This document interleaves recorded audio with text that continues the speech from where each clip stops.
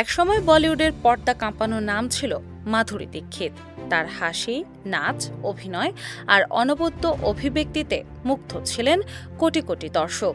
৯০ দশকের এই জনপ্রিয় অভিনেত্রী এখনও অভিনয়ে সক্রিয় থাকলেও ক্যারিয়ারের শুরুর দিকে সংগ্রাম আর শুটিং সেটের বাস্তবতা আজও ভুলতে পারেননি। সম্প্রতি এক সাক্ষাৎকারে পুরনো দিনের শুটিং অভিজ্ঞতা নিয়ে খোলামেলা কথা বলেন বলিউডের ধাক ধাক গার্ল খ্যাত এই অভিনেত্রী। বর্তমান সময়ের অভিনয় শিল্পীরা যেসব আধুনিক সুযোগ সুবিধা পাচ্ছেন সেসবের সঙ্গে নিজের সময়ের পার্থক্য তুলে ধরেন তিনি। মাধুরী জানান, ৯০ দশকের শুটিং সেটে এখনকার মতো ভ্যানিটি ভ্যান, আরামদায়ক বিশ্রামাগার কিংবা উন্নত ব্যবস্থাপনা ছিল না। প্রচণ্ড গরম, বৃষ্টি কিংবা প্রতিকূল আবহাওয়ার মধ্যে কাজ করতে হতো শিল্পীদের। তার ভাষায়, শুটিং চলাকালে কখনো ছাতার নিচে বসে সময় কাটাতে হতো, আবার কখনো অতিরিক্ত বৃষ্টি হলে গাড়ির ভেতর আশ্রয় নিতে হতো। এমনকি পোশাক পরিবর্তনের সময়ও ছিল না কোনো নির্দিষ্ট ড্রেসিং রুম। সেটের কর্মীরাই শাল বা কাপড় দিয়ে চারপাশ ঘিরে অস্থায়ী ব্যারিকেড তৈরি করে দিতেন, আর সেখানেই পোশাক বদল করতেন শিল্পীরা। এই বাস্তবতাকে স্মরণ করে মাধুরী বলেন, তখন কষ্ট ছিল, সীমাবদ্ধতা ছিল, কিন্তু কাজের প্রতি এক ধরনের আন্তরিকতা ও স্বতঃস্ফূর্ততা ছিল অনেক বেশি।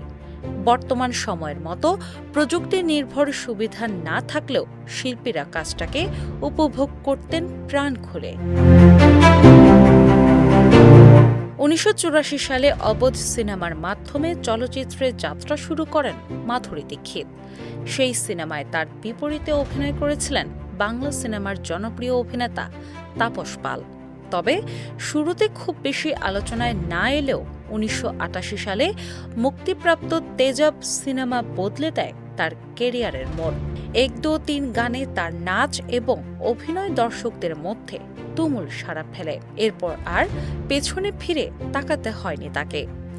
৮০ দশকের শেষ ভাগ থেকে ৯০ দশকের পুরো সময় জুড়ে বলিউডে নিজের রাজত্ব ধরে রাখেন এই অভিনেত্রী। রাম লক্ষণ, হাম আপকে হ্যায় কন, দিল তো পাগল হ্যায়, খলনায়ক, কয়লা সহ একের পর এক সুপারহিট সিনেমা উপহার দিয়েছেন তিনি। শুধু অভিনয় নয়, নাচের দক্ষতাকেও নিজেকে অনন্য উচ্চতায় নিয়ে গেছেন মাধুরী। সময়ের সঙ্গে বলিউডে এসেছে বড় পরিবর্তন। প্রযুক্তি, শুটিং সেট, শিল্পীদের সুযোগ সুবিধা সবকিছুই বদলে গেছে। তবে মাধুরীর মতে আগের সময়ের সেই সংগ্রাম, আন্তরিকতা আর সরল আবহের আলাদা এক সৌন্দর্য ছিল, যা আজও তার স্মৃতিতে অমলিন হয়ে আছে। ডেস্ক রিপোর্ট, বাংলা বাজার পত্রিকা।